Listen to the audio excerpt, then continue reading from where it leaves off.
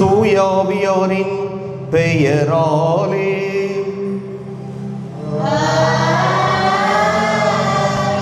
நம் ஆண்டவராகிய இயேசு கிறிஸ்துவின் அருளும் கடவுளின் அன்பும் தூய ஆவியாரின் நட்புறவும் உங்கள் அனைவரோடும் இருப்பதாக.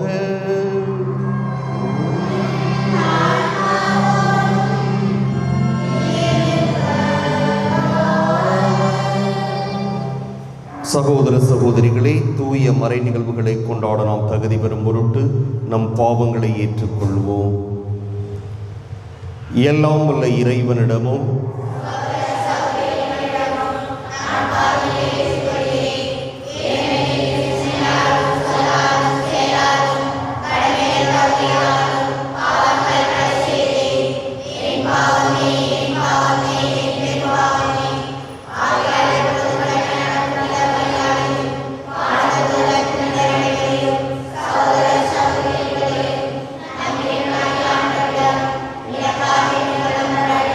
எல்லாம் வல்ல இறைவன் நம் மீது இரக்கம் வைத்து நம் பாவங்களை மன்னித்து நம்மை நிலைவாழ்வுக்கு அழைத்து செல்வாராக.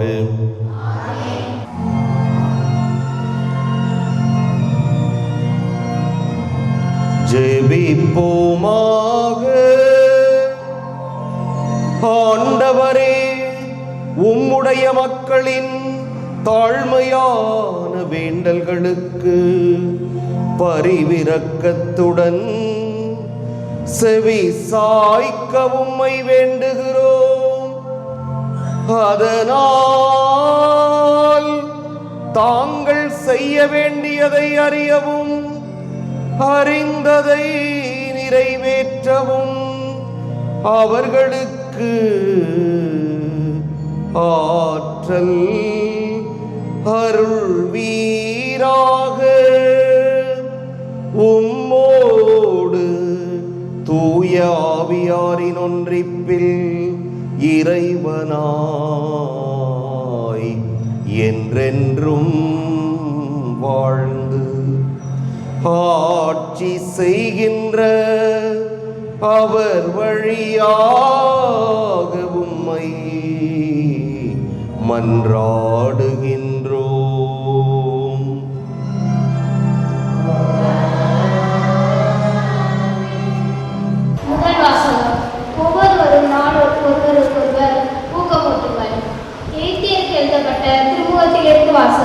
அதிகாரம் 3 இறைவசனம் 17 முதல் 14.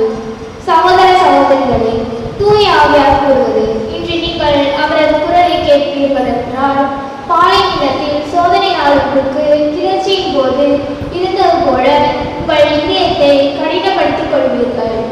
அங்கே உங்கள் மூதாதையர் 40 ஆண்டுகள் என் செயல்களை கண்டித்தும் என் சோதி பார்த்தார். எனவே தலைமுறையினர் மீது ஒருவர் கொண்டு எப்பொழுதும் இவர்களது உள்ளம் தவறுகிறது. என் வழிகளை இவர்கள் அறியாதவர்கள். எனவே நான் சினமுற்று நான் அடிக்கும் இலைப்பாற்றின்படி நான் நுழைவை மாற்றினார் என்று ஆணையிட்டு கூறினேன் என்றார் கடவுள். அன்பார்ந்தவர்களே, நம்பிக்கை கொள்ளாத தீய உள்ளம் வாழும் கடவுளை விட்டு விலகும். இத்தகைய தீய உள்ளம் உங்களுள் எவருக்கும் இராதபடி பார்த்து கொள்ளுங்கள். உங்களுள் எவரும் பாவத்தால் ஏமாற்றப்பட்டு கடின உள்ளத்தினர் ஆகாதவாறு ஒவ்வொருவரும் நாளின்றி எண்ணி நாளொன்றும் ஒருவருக்கொருவர் அறிவை கூறுங்கள். தொடக்கத்தில் நாம் கொண்டிருந்த திட நம்பிக்கையை இறுதி வரை உறுதியாக பற்றி கொண்டிருந்தால் நாமும் கிறிஸ்துவின் பங்காளிகள் ஆகும். இது ஆண்டவர்கள்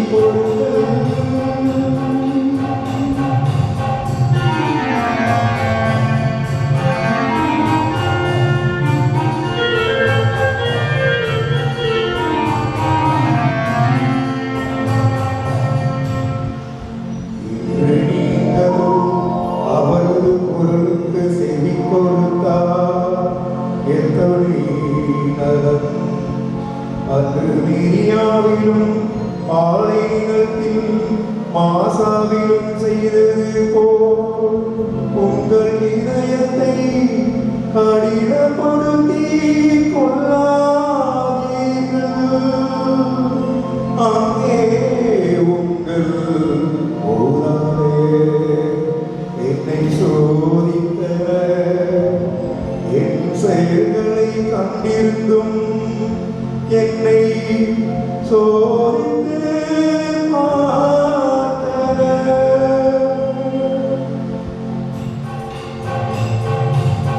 உங்கள் இதயத்தை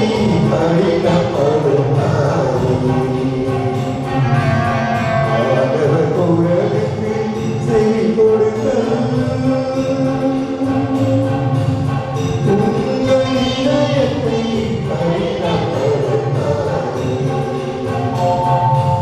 ஆண்டவர் குரலுக்கு செவி கொடுங்கள்.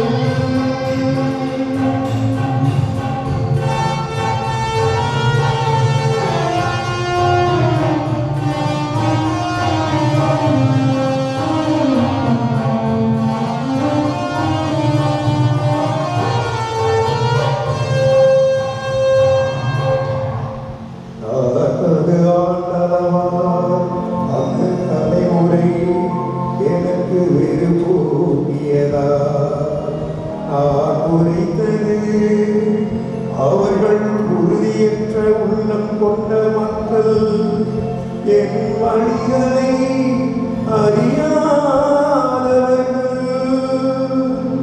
எனவே நான் சினமுற்று நான் அளிக்கும் இலைப்பாற்றியின் நாட்டிற்குள் நுழையவே மாட்டார்கள் என்று ஆணையிட்டு கூறினேன்.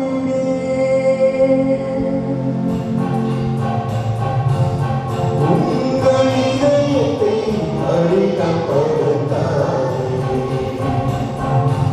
ஆண்டவர் குரலுக்கு செவி கொடுங்கள். உங்கள் இதயத்தை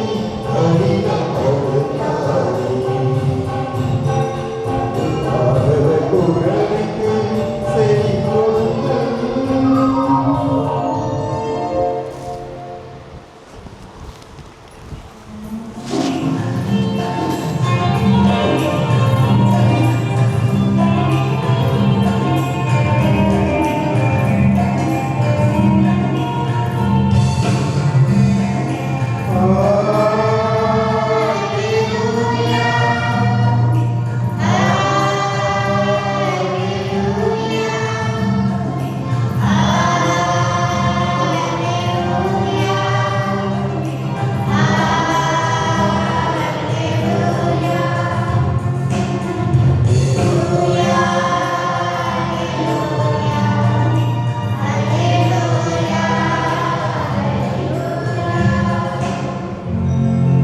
இயேசு விண்ணரசு பற்றிய நற்செய்தியை பறைசாற்றினார்.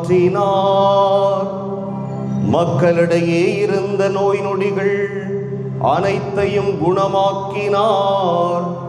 அல்லேலூயா.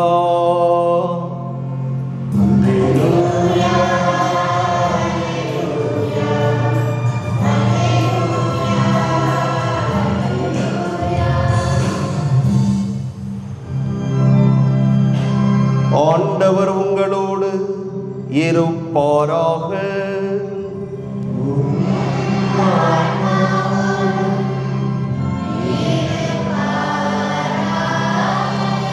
மார்க்கு எழுதிய தூய நற்செய்தியிலிருந்து வாசகம்.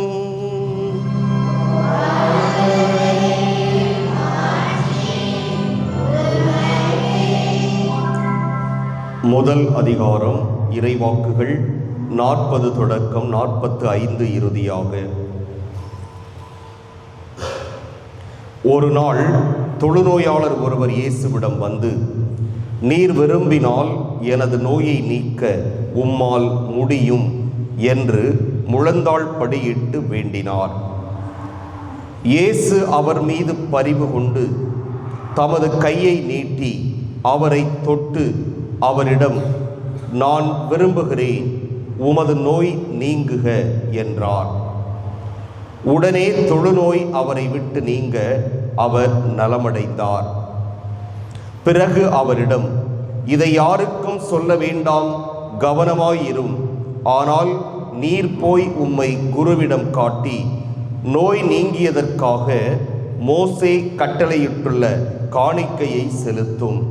நீர் நலமடைந்துள்ளீர் என்பதற்கு அது சான்றாகும் என்று மிக கண்டிப்பாக கூறி உடனடியாக அவரை அனுப்பிவிட்டார்.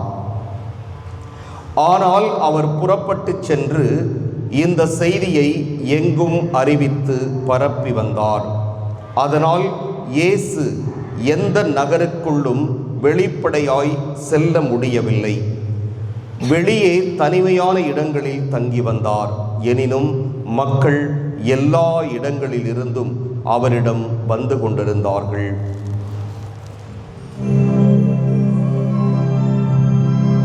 ஆண்டவரின் அருள்வாக்கு.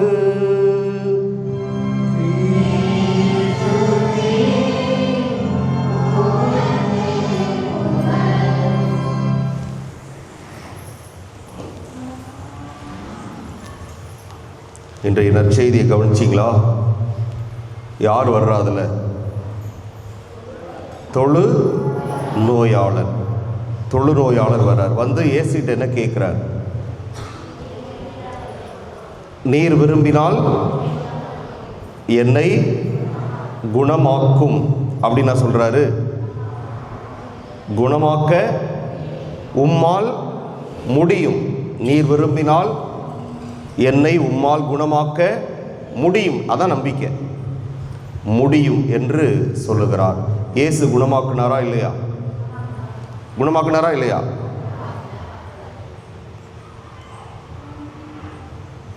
அம்மா, இது பூசை, சரியா?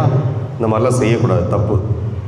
வச்சுட்டு போங்க, கொஞ்சம் பொறுமையாக இருங்க பூச முடிகிற வரைக்கும். குணமாக்க முடியும் என்று சொன்னார், அப்படிதானே? ஆமாம், குணமாக்கினார், அப்படிதானே? அதுக்கப்புறம் நடக்கிற ஒரு முக்கியமான நிகழ்ச்சி என்ன சொல்றார் இயேசு? இதை யார்கிட்டையும் சொல்ல கூடாது. சொல்லாமல் இருந்தாங்களா? சொன்னாங்களா? சொன்னாங்க. இதுதான் நம்ம மனித புத்தி. இதுதான் மனித புத்தி. கடவுளுக்கு கூட கீழ்ப்படுகிறது இல்லை. இயேசு இறைமகன், அவருடைய வார்த்தையை கூட அந்த குருடர் கேட்கவில்லை. இவருடைய வேண்டுகோளை இயேசு ஏற்றுக்கொண்டார். என்ன வேண்டுகோள்? என்னுடைய தொழுநோய் நீங்க வேண்டும் என்று இவர் கேட்கிறாரு. இறைமகன் அதை ஏற்றுக்கொள்கிறார், குணம் கொடுக்கிறார். ஆனால் கடவுள் ஒன்று கேட்கிறார், இறைமகன் ஒன்று கேட்கிறார்.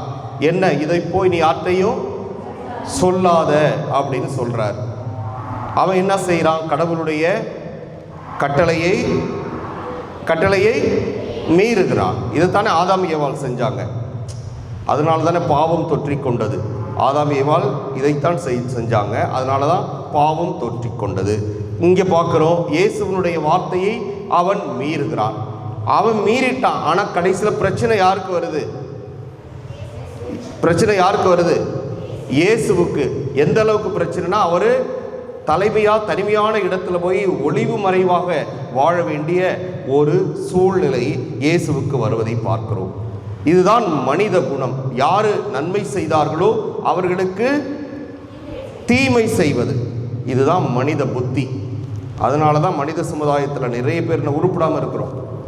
நன்மை செய்பவர்களுக்கே தீமை செய்தல். இந்த ஒரு ரகசியத்தை கூட காக்க முடியல. குணம் கொடுத்தாரு, ரைட்டு, ரொம்ப சந்தோஷம். இயேசு சொல்லிட்டாரு, யார்கிட்டையும் சொல்லக்கூடாது. நம்ம போய் அமைதியாக யார்கிட்டையும் சொல்லாமல் நம்ம வேலையை பார்க்கணும், இருக்க முடியலை. அதுதான் உண்ட வீட்டுக்கு ரெண்டகம் செய்கிறது, நம்பிக்கை துரோகம் செய்வது என்பது இதுதான். அதனால் இயேசு பொது இடங்களிலே அவரால் நடமாட முடியவில்லை என்று நான் சொல்லவில்லை, நற்செய்தி கூறுகிறது. ஆனால் இயேசு எங்கும் நற்செய்தியை அவர் அறிவித்து வந்தார், நற்செய்தியை அவர் பரப்பி வந்தார் என்று நாம் பார்க்கிறோம். அன்புக்குரியவர்களே, இன்றைக்கு நாம் பொங்கல் விழாவாக இந்த திருப்பலியை கொண்டாடி கொண்டிருக்கிறோம். இப்போ நேற்றெல்லாம் பார்த்தோம்னா அந்த ரீல்ஸ் ஷார்ட்ஸ்ன்னு நம்ம சொல்லுவோமே, ஃபுல்லாக அந்த என்ன இருந்துச்சு சொல்லுங்கள் பார்ப்போம், சொல்லுங்கள். ஜல்லிக்கட்டு. ஆமாம், ஃபுல்லாக என்னது? ஜல்லிக்கட்டு. முந்தா நாள் அவனியாபுரத்தில் நடந்துச்சு, நேற்று பாலமேட்டில் நடந்துச்சு. ஆமாம், புஸ்தகத்தில் இருக்கிறது மட்டும்தான் ஞாபகத்தில் இருக்காது, இதெல்லாம் நமக்கு கரெக்டாக ஞாபகத்தில் இருக்கும். முந்தா நாள் அவனியாபுரம், நேற்று பாலமேடு, இப்படி நடக்குது. அங்கே பார்க்குறோம் அவ்வளோ கூட்டம், அவ்வளோ கூட்டம். இந்த மஞ்சு விரட்டு வேண்டாம் அப்படின்னு ஒரு இது கொண்டு வந்தாங்க, ரூல்ஸ் கொண்டு வந்தாங்க. ஆனால் நம்ம சுப்ரீம் கோர்ட் வரைக்கும் போய் சட்டம் இயற்றி வெற்றிகரமாக முடித்திருக்கிறோம். எல்லாம் நன்மைக்கு அப்படிங்கிறத நான் பார்க்குறேன். எல்லாம் அவங்க தடை செய்ததும் நன்மைக்கு, இன்று ஜல்லிக்கட்டு நடப்பதும் நன்மைக்கு. என்னடா ஃபாதர் ஒன்று இதை சொல்லணும் அல்லது அதை சொல்லணும்? இதுக்கு முன்னாடியில் நீங்கள் பார்த்தீங்கன்னாக்க ஜல்லிக்கட்டுனாவே ஒரு நாளைக்கு ஒவ்வொரு ஜல்லிக்கட்டுலேயும் ஒரு 2-3 பேர் செத்து போயிடுவாங்க. மாடு கொம்பு குத்தி ஏதாவது ஒரு விபத்து நடக்கும், 2-3 பேர் செத்து போயிடுவாங்க. ஒரு கொம்பு குத்துனா கூட அந்த இடத்துல உடனே மருத்துவ வசதி இருக்காது அவனை காமிக்கிறதுக்கு, அவன் ஆஸ்பத்திரி கொண்டு போகிறதுக்குள்ளே இறந்துடுவான். அதே மாதிரி மாடுகளுக்கும் இன்னும் இந்த தன்னுடைய மாட்டை யாரும் கட்டிடக்கூடாது, தழுவி விடக்கூடாது. அப்படி தழுவுனாக்க அவங்க இந்த மாட்டு மூக்குடாங்கை தவுக்கிற கத்தி ஒன்று நீளமாக வச்சுருப்பாங்க, அதை வச்சு எவன் மாடு தழுவுறானோ அவன் கையை பிடிச்சி அறுத்து விட்ருவாங்க அல்லது கழுத்தை பிடிச்சி அறுத்து விட்ருவாங்க. இப்படியும் சில சமயங்களிலே நடந்திருக்கின்றன. இப்படியெல்லாம் பல்வேறு விதமான பாதுகாப்பே இல்லாமல் ஆபத்தோடு நடந்து கொண்டிருந்த ஜல்லிக்கட்டு இன்று பாதுகாப்பாக நடக்கிறது. அது மிக மகிழ்ச்சியாக இருந்தது, மனதிற்கு மகிழ்ச்சியாக இருந்தது. ரொம்ப பாதுகாப்போடு மெடிக்கல் டீம் ரெடியாக இருக்குது, போலீஸ் பந்தோபஸ்து ரெடியாக இருக்குது. ஒரு மாட்டை ஒருத்தர் தான் தழுவ வேண்டும், அதுவும் 15 செகண்டுக்கு மேலே கூடாது. ஒரு எல்லையை தாண்டி மாடு போயிடுச்சு அப்படின்னா அதை தொடக்கூடாது. இப்படியாக பல்வேறு விதமான சட்டதிட்டங்களை கொண்டு வந்ததால் இன்று விலங்குகளுக்கும் பாதுகாப்பு, மனிதர்களுக்கும் பாதுகாப்பாக இருக்கிறது. அதனால் விபத்தை ஒப்பிடும்போது ஒரு 15-20 வருஷத்துக்கு முன்னாடி உள்ள சூழ்நிலையை இன்றோடு ஒப்பிடுகின்ற பொழுது ஒரு 90% நம்முடைய இளைஞர்கள் உயிர் பறிக்கப்படுவது குறைந்திருக்கிறது, விபத்துக்கள் குறைந்திருக்கின்றன, ரத்தம் சிந்துவது குறைந்திருக்கிறது. முன்னாடியெல்லாம் வாடிவாசலுக்கு முன்னாடி தேங்காய் மட்டை நாரெல்லாம் கொண்டாந்து போட மாட்டாங்க, கை காலெலாம் உறைஞ்சு போய் வருவாங்க. ஆனால் இன்றைக்கு அப்படி இல்லை, மிக பாதுகாப்போடு இந்த விழா நடக்கிறது என்றால் அதற்கு அந்த தடை சட்டம் ஒரு காரணமாக இருந்தது. அது கோர்ட்டுக்கு போனாங்க, போனதால் அங்கே கோர்ட்டில் சில விதிகளை கொடுத்தார்கள், இந்தந்த விதிகளுக்கு உட்பட்டு நடத்துங்க, அப்போ தான் விலங்குகளுக்கும் பாதுகாப்பு, மனிதர்களுக்கும் பாதுகாப்பு என்று. எனவே அதனுடைய அடிப்படையிலே எல்லாம் நன்மைக்கே என்ற ஒரு சூழ்நிலை வந்ததால் இன்று ஜல்லிக்கட்டு மிக அற்புதமாக மிக பாதுகாப்போடு நடந்து கொண்டிருக்கிறது. இந்த தருணத்திலே நாம் நம்முடைய விலங்குகளுக்கும் ஒரு விழா எடுக்கிறோம், கால்நடைகளுக்கும் ஒரு விழா எடுக்கிறோம். அதிலும் குறிப்பாக நம்முடைய விவசாயம் செழிப்பதற்கு, விவசாயம் தழைக்க நமக்கு உறுதுணையாக இருக்கின்ற கால்நடைகள், இன்னும் விவசாயத்திற்கு பயன்படவில்லை என்றாலும் நம்முடைய வாழ்வாதாரத்திற்கு பயன்படுகின்ற கால்நடைகள், பசுமாடு போன்றவை, ஆட்டுக்குட்டி. இன்றைக்கு எத்தனையோ பேருடைய பசியை போக்குவது பசுமாடுகள், எத்தனையோ பேருடைய பசியை போக்குவது இன்று நாம் வளர்க்கின்ற ஆடுகள். இப்படியாக கால்நடைகள் நம்முடைய மனித வாழ்வாதாரத்திற்கு எவ்வளவோ உதவியாக இருப்பதை நாம் பார்க்கிறோம். எனவே அன்புக்குரிய சகோதர சகோதரிகளே, சட்டதிட்டங்கள் என்பது நம்முடைய நன்மைக்காக என்பதை உணர வேண்டும். இயேசு இங்கே ஒரு சட்டம் போடுகிறார், யாருக்கும் சொல்ல வேண்டாம், அவன் அதை மீறுகிறான். அதே போன்று இன்று ஜல்லிக்கட்டிலே நிறைய புதிய புதிய விதிகளை கொண்டு வந்திருக்கிறார்கள். அதனுடைய விளைவு இன்று எத்தனையோ நன்மைகளை நமக்கு கொடுத்து கொண்டிருக்கிறது. எனவே எந்த ஒரு சட்டதிட்டமும் வரைமுறையும் விதிமுறையும் நம்முடைய நன்மைக்காகத்தான் என்று அதை நாம் நேர்முறையாக அணுகுகின்ற பொழுது அதனால் நமக்கு கிடைக்கின்ற நன்மை மிகுதியாகும். ஆமென்.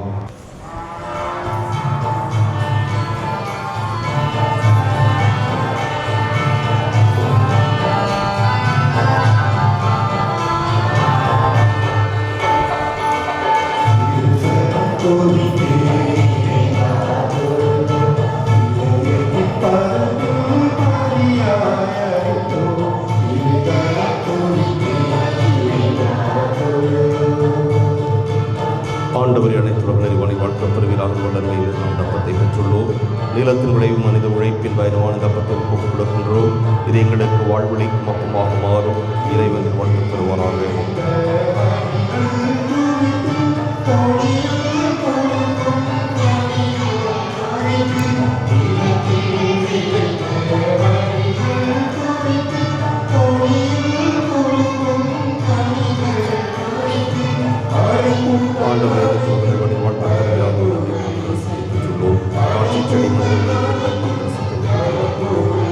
ஆன்மீக பாலமாக மாறும். இறைவன் வாழ்க்கை பெறுவாராக. ஆண்டவரே தாழ்மையான மனமும் உள்ள கொடுமை ஏற்றலும் ஆண்டவரை இறைவராக ஒப்புக் கொடுக்கும் இப்பலி வந்ததாவதாக.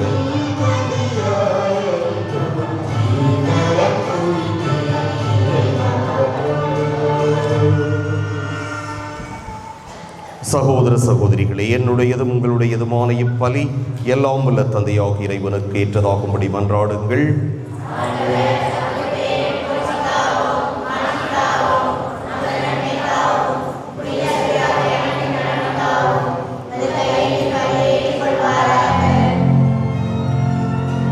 ஆண்டவரே, மக்கள் அளிக்கும் காணிக்கை உமக்கு ஏற்புடையதாயிருக்க உம்மை வேண்டுகிறோம்.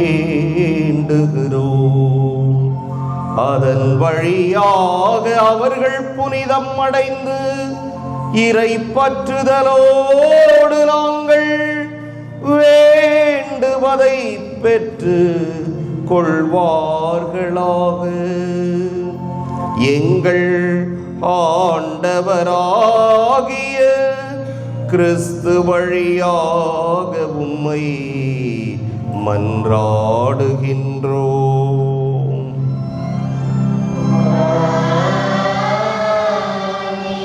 ஆண்டவர் உங்களோடு இருப்பாராக.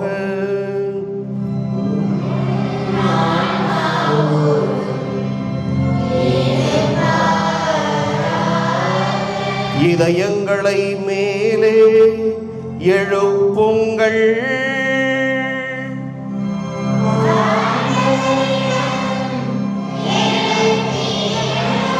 நம் இறைவனாகிய ஆண்டவருக்கு நன்றி கூறுவோம்.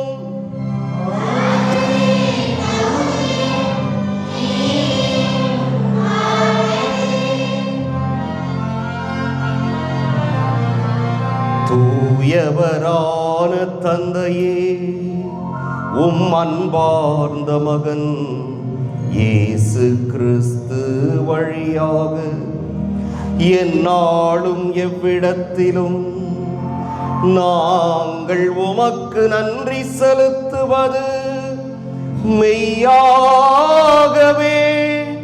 தகுதியும் நீதியும் ஆகும். எங்கள் கடமையும் மீட்புக்கு உரிய செயலுமாகும். உம் வார்த்தையான அவர் வழியாக அனைத்தையும் படைத்தீர். அவரையே மீட்பராகவும் ஈடேற்றுபவராகவும் எங்களுக்கு அனுப்பினீர். அவர் தூயாவியால் உடலெடுத்து கன்னிமரியாவிடமிருந்து பிறந்தார்.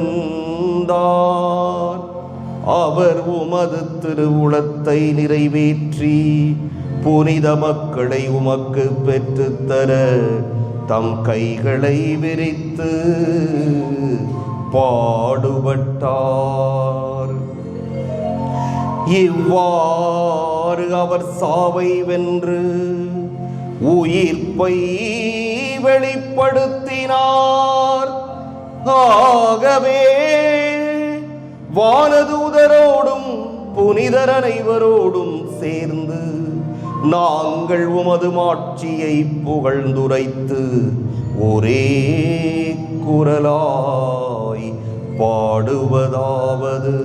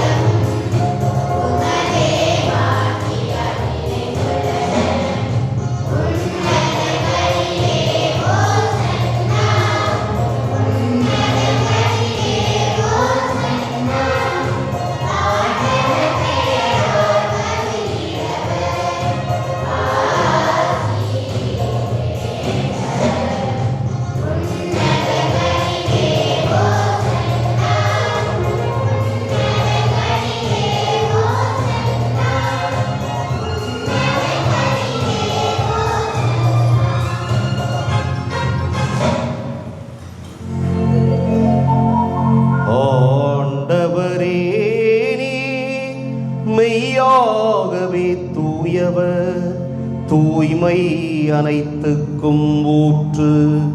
ஆகவே உம்முடைய ஆவியைப் பொழிந்து இக்காணிக்கைகளை தூய்மைப்படுத்த உம்மை வேண்டுகிறோம். இவ்வாறு எங்கள் ஆண்டவர் இயேசு கிறிஸ்துவின் உடலும் இரத்தமுமாக எங்களுக்கு இவை மாறுவனவாக. அவர் பாடுபட உளம் கனிந்து தம்மை கையளித்த போது அப்பத்தை எடுத்து நன்றி செலுத்தி அதை பிட்டு தம் சீடர்களுக்கு அளித்து கூறியதாவது: அனைவரும் இதிலிருந்து பெற்று உண்ணுங்கள், ஏனெனில் இது உங்களுக்காக கையளிக்கப்படும் என் உடல்.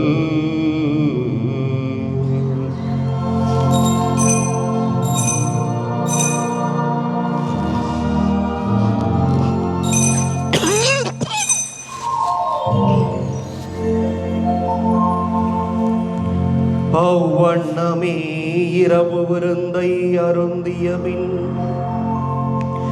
கிண்ணத்தையும் எடுத்து மீண்டும் உமக்கு நன்றி கூறி தம் சீடர்களுக்கு அளித்து அவர்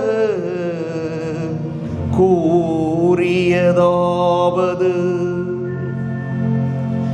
அனைவரும் இதிலிருந்து பெற்று பருகுங்கள், ஏனெனில் இது புதிய நிலையான உடன்படிக்கைக்கு உரிய என் இரத்தத்தின் கிண்ணம். இது பாவ மன்னிப்புக்கென்று உங்களுக்காகவும் பலருக்காகவும் சிந்தப்படும். இதை என் நினைவாக செய்யுங்கள்.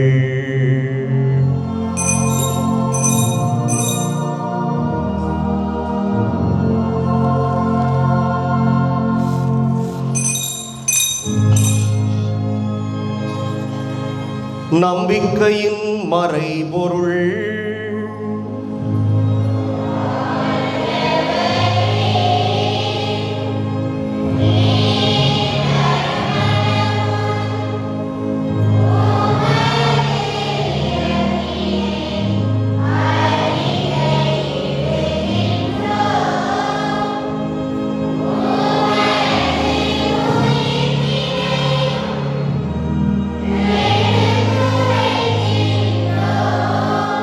ஆகவே ஆண்டவரே, நாங்கள் கிறிஸ்துவின் இறப்பினையும் உயிர்ப்பினையும் நினைவு கூர்ந்து வாழ்வு தரும் அப்பத்தை மீட்பளிக்கும் கிண்ணத்தையும் உமக்கு ஒப்புக் கொடுக்கின்றோம்.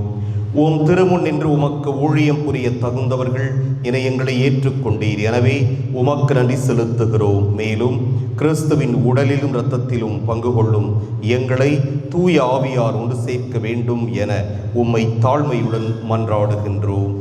ஆண்டவரே, உலகெங்கும் பரவியிருக்கும் உமது திரு அவையை நினைவு கூர்ந்தருளும். எங்கள் திரு தந்தை பிரான்சிஸ், எங்கள் ஆயர் சகாயராஜ், எல்லா திருநிலையினராகிய அனைவரோடும் உமது திரு அவை அன்பில் நிறைவு பெறச் செய்தருளும். மேலும் உயிர்த்தெழும் எதிர்நோக்குடன் துயில் கொள்ளும் எங்கள் சகோதரர் சகோதரிகளையும் இறந்தோர் அனைவரையும் இரக்கத்துடன் நினைவு கூர்ந்து உமது திருமுக ஒளியினுள் ஏற்றருளும். எங்கள் அனைவர் மீதும் இரக்கமாயினும். கடவுளின் கன்னித்தாயான புனித மரியா, அவருடைய கணவரான புனித யோசேப்பு, புனித திருத்தூதர்கள், இவ்வுலகில் மக்குகந்தவராய் இருந்தோர் ஆகிய புனிதர் அனைவருடனும் நாங்கள் நிலை வாழ்வில் பங்கு கொள்ளும் தகுதி பெற்று உம் திருமகன் இயேசு கிறிஸ்து வழியாக உம்மை புகழ்ந்தேத்தும் வரமருள உம்மை மன்றாடுகின்றோம்.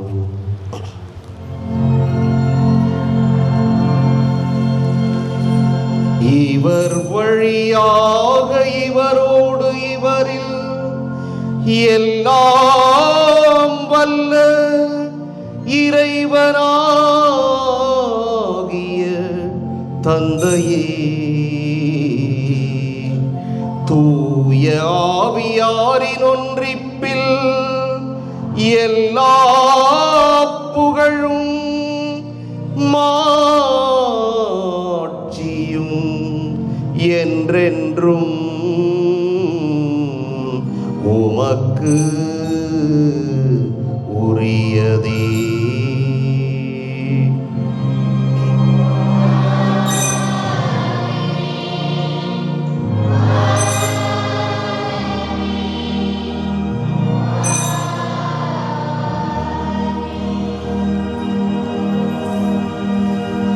மீட்பரின் கட்டளையால் கற்பிக்கப்பட்டு இறைபடைப்பினையால் பயிற்சி பெற்ற நாம் துணிந்து பாடுவோம்.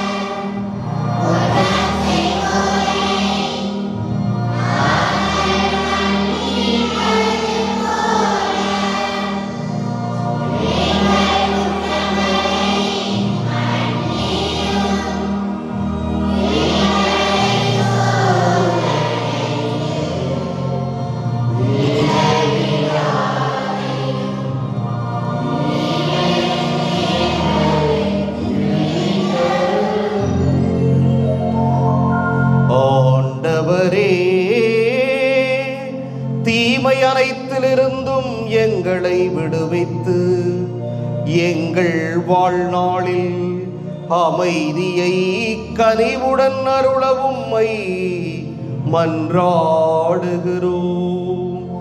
உமது இரக்கத்தின் உதவியால் நாங்கள் பாவத்திலிருந்து எப்போதும் விடுதலை பெற்று யாதொரு கலக்கமுமின்றி நலமாய் இருப்போமாக. நாங்கள் எதிர்நோக்கி இருக்கும் பேரின்பத்துக்காகவும் எம் மீட்பராகிய இயேசு கிறிஸ்துவின் வருகைக்காகவும் காத்திருக்கின்றோம்.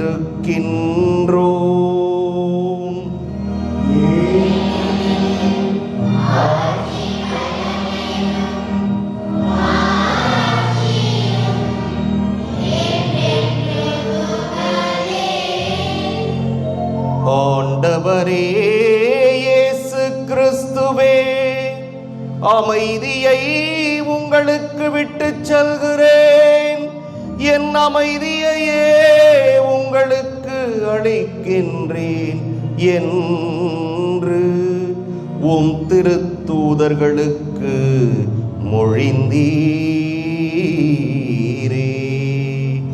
எங்கள் பாவங்களை பாராமல் உமது திரு அவையின் நம்பிக்கையை கண்ணோக்கி உமது திருவுளத்துக்கு ஏற்ப அதற்கு அமைதியையும் ஒற்றுமையையும் அளித்தருள்வீராக. என்றென்றும் வாழ்ந்து ஆட்சி செய்கின்றவர் நீரே.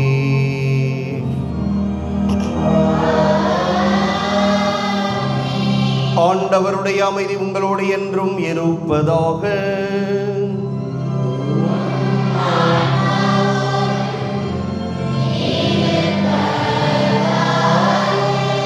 ஒருவருக்கொருவர் அமைதியை பகிர்ந்து கொள்வோம்.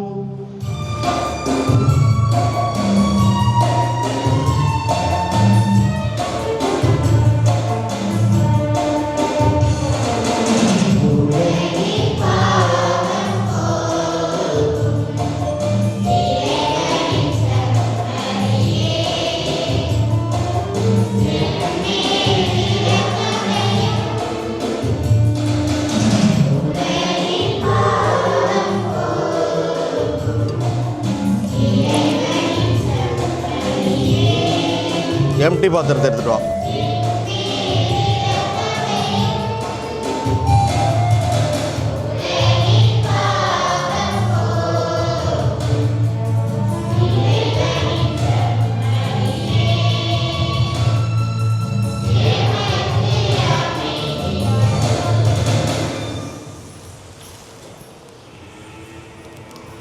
இதோ இறைவனின் செம்மறி, இதோ உலகின் பாவங்களை போக்குபவர். செம்மறியின் விருந்துக்கு அழைப்பு பெற்றோர் பேறு பெற்றோர்.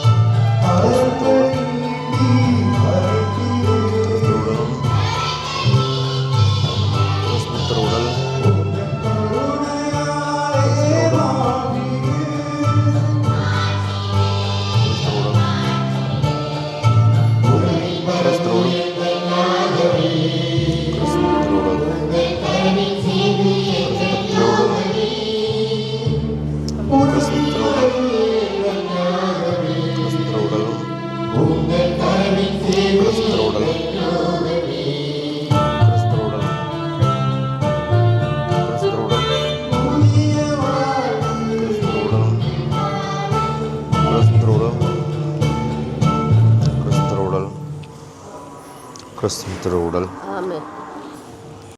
அவர்கள் வாழ்வை பெரும் பொருட்டு, அதுவும் நிறைவாக பெரும் பொருட்டு வந்துள்ளேன் என்கிறார் ஆண்டவர்.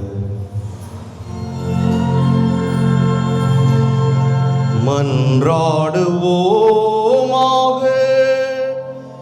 எல்லாம் வல்ல இறைவா, உம்மை பணிவுடன் வேண்டுகிறோம்.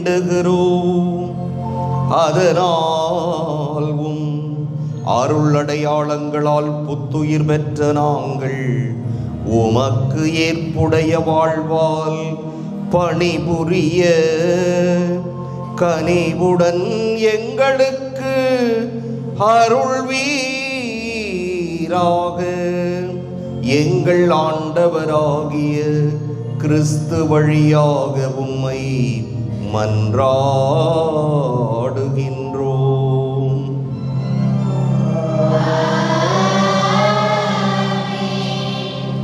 ஆண்டவர் உங்களோடு இருப்பாராக.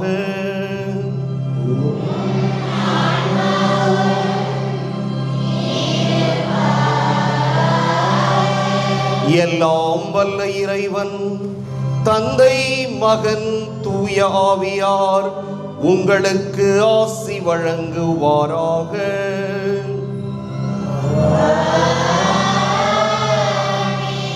சென்று வருவோம். திருப்பலி நிறைவேறிற்று.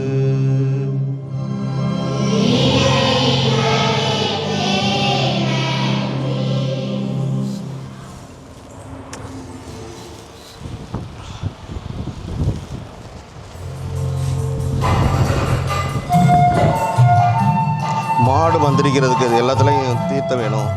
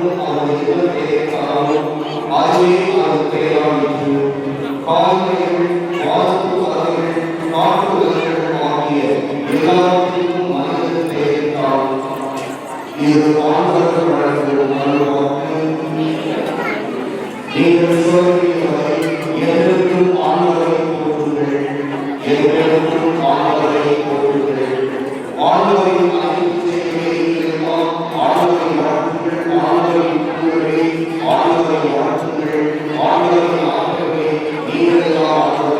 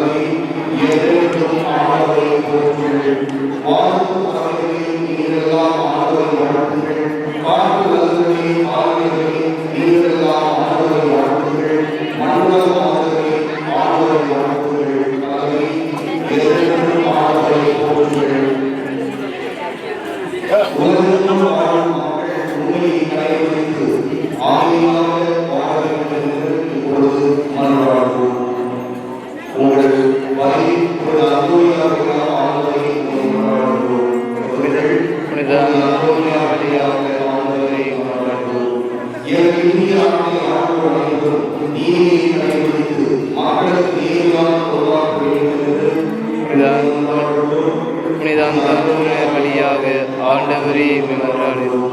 எங்கள் பங்குகள் அனைத்தும் பிறருடன் வாழ மரபுகள் அனைத்தும் வாழ்கிறோம்.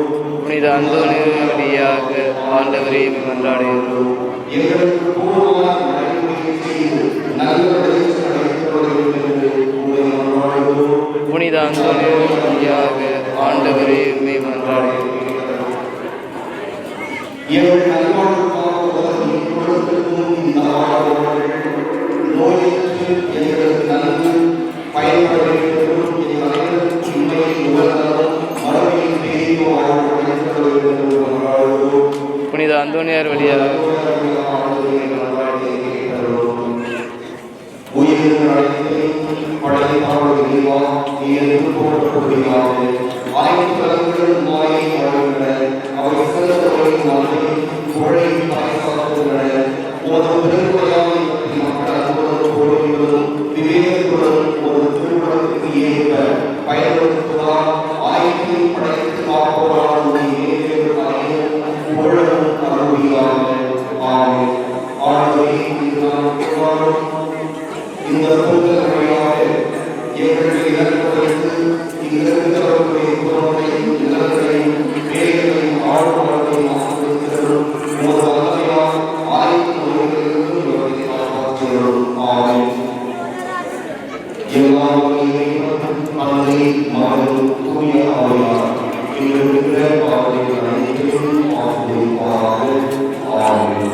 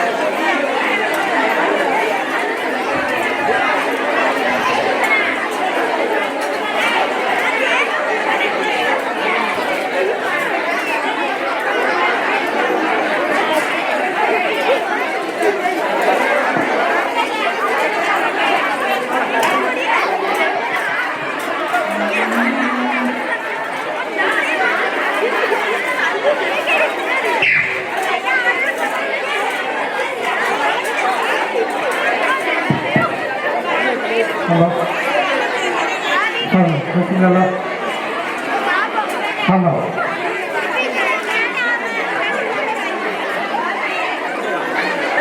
Halo. கிறிஸ்துவின் பிரியமான பொங்கல்காரர்களுக்கு அன்பான அறிவிப்பு. தங்களது சந்தா பணத்தை செலுத்தாதவர்கள் உடனடியாக இந்த சந்தா தொகையினை செலுத்துமாறு உங்களை அன்போடு கேட்டுக்கொள்கிறோம். சந்தா பணம் செலுத்தாதவர்கள் சந்தாவை செலுத்துமாறு உங்களை அன்போடு கேட்டுக்கொள்கின்றார்கள்.